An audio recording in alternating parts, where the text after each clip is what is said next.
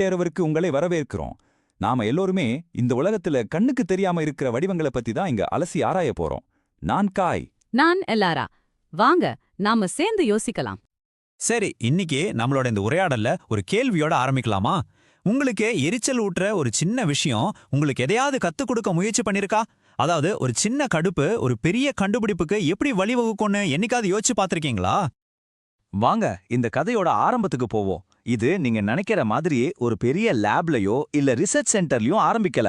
ஆமா, அதுக்கு பதிலா நம்மள பலரும் அனுபவிச்ச ஒரு ரொம்ப சாதாரணமான அன்றாட ஒரு நிகழ்வுல தான் இது தொடங்குது.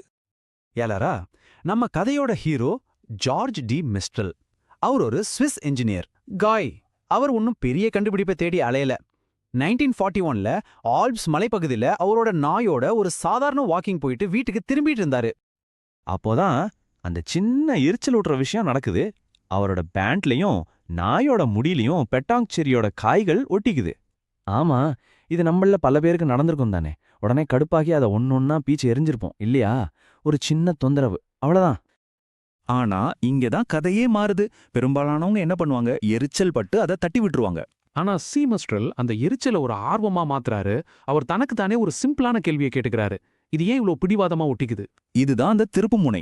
ஒரு சாதாரண அனுபவத்திலிருந்து ஆழமான கவனத்துக்கு மாறின தருணம். காய். அதனால அவர் அந்த காய்களை வீட்டுக்கு எடுத்துட்டு போய் ஒரு மைக்ரோஸ்கோப் அடியில வச்சு பார்த்தாரு. எல்லாரா பாருங்க, ஒரு சாதாரண தொந்தரவு இப்போ ஒரு சீரியஸான ஆய்வா மாறிடுச்சு. காய். அந்த மைக்ரோஸ்கோப் இயற்கையோட ஒரு அற்புதமான இன்ஜினியரிங்க வெளிச்சம் போட்டு காட்டுச்சு. ஒவ்வொரு காயிலையும் நூத்துக்கணக்கான குட்டி குட்டி கொக்கிகள் இருந்திருக்கு. அதுவும் எப்படின்னா, துணில இருக்கிற சின்ன சின்ன வளையங்கள்ல கச்சிதமா போய் மாட்டிக்கிற மாதிரி. இது ஏதோ தற்செயலா நடந்ததில்ல, தன்னோட விதைகளை பரப்புறதுக்காக இயற்கையே செஞ்ச ஒரு பக்கா டிசைன் அது. இப்பதான் அந்த முக்கியமான தருணம் வருது. டி மிஸ்டல் வெறும் கொக்கிகளை மட்டும் பார்க்கல, அவர் அதுக்குள்ளே இருந்த ஒரு பெரிய சாத்தியத்தை பார்த்தாரு. ஆமா, இயற்கையோட இந்த கொக்கி மற்றும் வளையம் சிஸ்டத்தை மனுஷனால மறுபடியும் உருவாக்க முடிஞ்சா என்ன ஆகும்? இயற்கையோட இந்த கோட ஒரு மனித கண்டுபிடிப்பா மாத்துற எண்ணம் அப்பதான் பிறக்குது. ஆனா பாருங்க, இந்த ஐடியாவை உண்மையாக்குறது அவ்வளோ சுலபமா இல்ல. முதல்ல காட்டன் வச்சு முயற்சி செஞ்சாரு. ஆனா அது ரொம்ப சாஃப்டா இருந்துச்சு, செட் ஆகல. எல்லாரா பல வருஷத்துக்கு அப்புறம் தான் நைலான் தான் இதுக்கு சரியான பொருள்னு கண்டுபிடிச்சாரு. அத சரியான வெப்பத்துல சூடுபடுத்தி அந்த கொக்கிகளையும் வளையங்களையும் உருவாக்கினாரு. பாருங்க, இது ஏதோ தற்செயலா நடந்த கண்டுபிடிப்புன்னு சொன்னாலும் அது முழுமையடைய கிட்டத்தட்ட 10 வருஷம் தேவைப்பட்டிருக்கு. யோசிச்சு பாருங்க, 1941ல அந்த வாக்கிங் போகும்போது வந்த ஒரு ஐடியா. ஆமா, அது 1955ல பேட்டன்ட் வாங்குற வரைக்கும், அதாவது 10 வருஷத்துக்கும் மேல அவர் அதுக்காக உழைச்சிருக்காரு. இது ஒரே ராத்திரியில கிடைச்ச வெற்றி கிடையவே கிடையாது.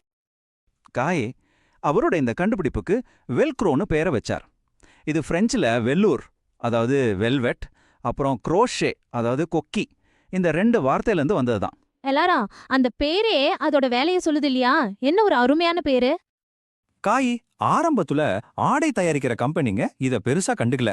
ஆனா நாசா விண்வெளி வீரர்கள் ஜீரோ கிராவிட்டில தங்களோட பொருட்களை பாதுகாக்க இத பயன்படுத்த ஆரம்பிச்சப்பதான் இதோட மதிப்பு உலகத்துக்கே புரிஞ்சது.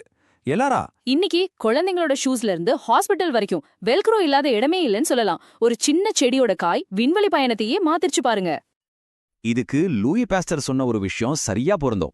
கவனிக்கிற இடத்துல வாய்ப்புங்கிறது தயாராக இருக்க மனசுக்கு தான் சாதகமா அமையும். உண்மையிலேயே டி மிஸ்டல் ஒரு இன்ஜினியரா இருந்ததுனால தான் மத்தவங்க ஒரு தொந்தரவா பார்த்த விஷயத்துல ஒரு வாய்ப்பை பார்க்க முடிஞ்சது.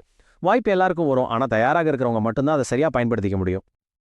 காய்ஸ், நம்ம இந்த முழு கதையிலிருந்து கத்துக்க வேண்டிய முக்கியமான விஷயம் இதுதான்னு நினைக்கிறேன். புதுமைங்கிறது எப்பவும் ஒரு பெரிய நோக்கத்தோட தான் ஆரம்பிக்கணும்னு அவசியம் இல்ல.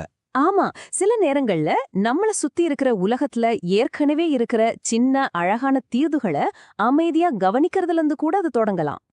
காயே, இது நிஜமாவே நம்மள யோசிக்க வைக்கிற கேள்வி இல்லையா? கண்டிப்பா. நம்மள சுத்தி இருக்கிற இந்த கண்ணுக்கு தெரியாத வடிவங்கள்ல இன்னும் எத்தனை பதில்கள் நமக்காக காத்துட்டு இருக்கோம்.